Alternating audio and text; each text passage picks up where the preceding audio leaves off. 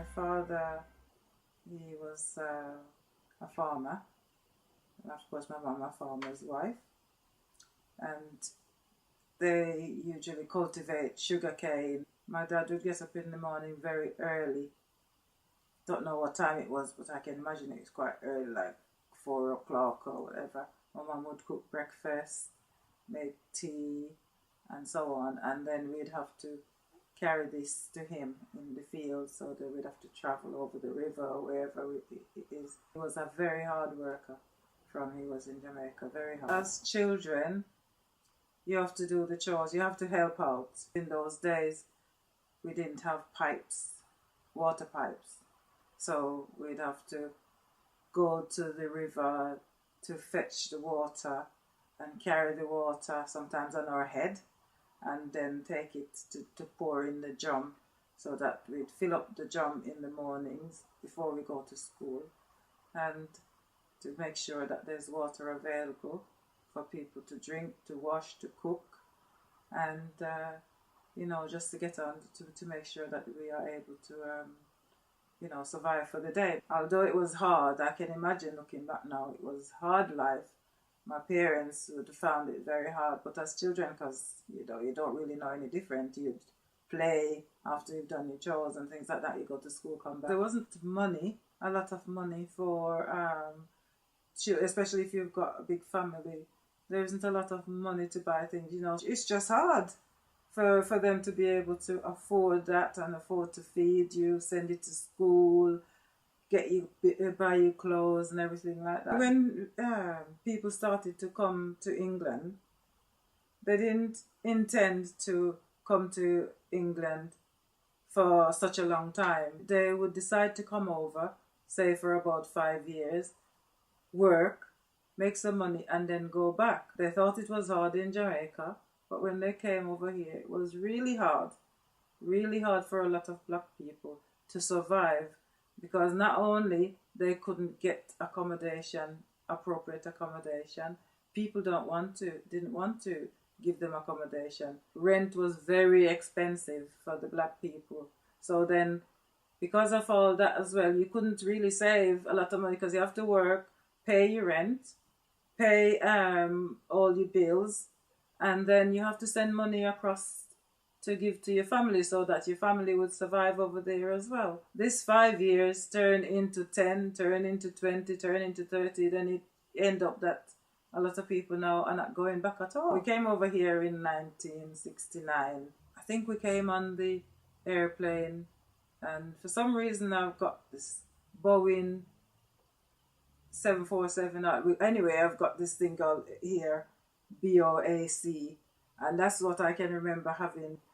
I didn't have any passport. I think we came on my brother's passport. The 4 girls came on my brother's passport because he was the eldest of the 5 of us. When we were in Jamaica, because we were like surviving on our own really, I was like mom. All the rest of my sisters, I had to comb their hair, comb my own hair, do the washing, cooking and everything like that.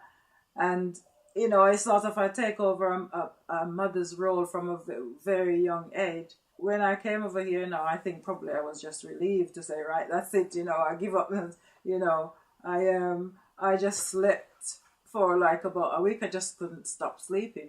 My dad had to rent out 3 rooms when we all got over here. I can remember it was nearly Christmas time now. It's coming up to Christmas, and we got a flat, and my mom said to us, what do we want to do? We want to move in the flat now, or do we want to do it after Christmas? So we said now, because we all wanted to move in and get our own place. We walked for miles to carry stuff. I can remember it was walking through really deep snow up and down the way, trying to go back and forth, because we were so excited. We were so excited to get a place of our own and getting moving. We just carried on. We hardly felt the snow really. I think we got warmed up anyway. It was so dark when it was foggy, and I remember one time it was so foggy that I had to hold on to a friend's shoulder. She actually sort of led me to school because I couldn't see where I was going. I can remember being in school, and some children would come up to me and they would say, "Oh, did you used to live in a tree when you were back in your own country? Did you used to live in a tree?" And then somebody wanted to see my tail. "Have you got a tail? Can we see it?" I'm thinking, how ignorant is that? Stupid. They don't realize that humans, just because we've got different colors, it doesn't mean to say that, I've got a tail. Well, if I've got a tail, why haven't you got a tail? They have a misconception of black people. And it's still now, they have a misconception of black people. They always think that black people are going to be fighting, all those sort of things. You're aggressive, things like that. There was a lot of racism and ignorance all about, and people have to go through this hardship to survive all the time. My parents were always looking for a better life for us as children.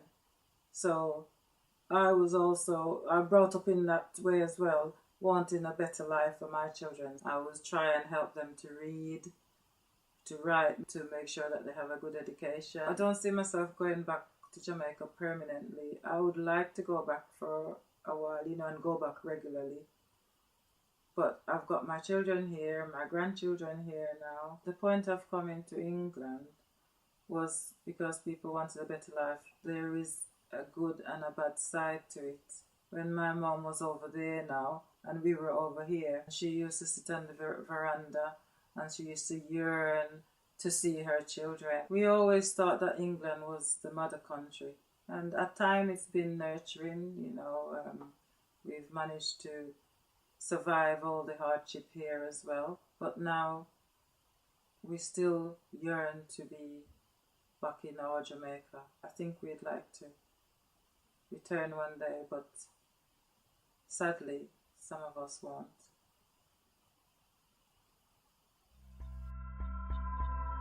As I think of the hills and clear blue seas, memories of Jamaica rush back to me. As I think of the rivers and fertile earth, I remember Jamaica, the land of my birth. I relive in my mind a distant past, and my heart laments the times I've lost. I think of a time and a place I feel gone, but etched in memory surreal. I long to return to a simple way, in that sunshine land that I used to play. And the almost primitive ways and means, these are the things that fill my dreams. The beaches, the mountains, a caressing breeze, cane fields, banana and coconut trees, long and winding country roads and country buses with heavy loads. The handcart man selling his wares, the Jolly Joseph bus and penny halfpenny bus fares, a riding to and fro, shouting, "Icicle, ice cream cake and choco mo!" The market stalls filled with fruit, the laughter, the innocence of my youth, things that I miss and long for so, things that remind me of long ago. At nights I recall the star-filled sky and penny wallies flittering by. In whispered tones we spend the night, telling duppy stories that filled with fright. On a windy day the kites would soar, while angry waves lashed the shore, swaying trees in the howling wind. God, how I miss these things. The way the rain slowed everything down, the earthy smell as it hit the ground, refreshing the land and watering the crops, the exciting clangor on the zinc rooftops. Oh Jamaica, I miss your ways, I miss your climate and sunny days. In a foreign land where I've come to rest, spurred on by an economic quest. Though no turning back on this travelled way, for you my homeland I'll always pray. My memories of you will never depart. Jamaica, the beat of my heart.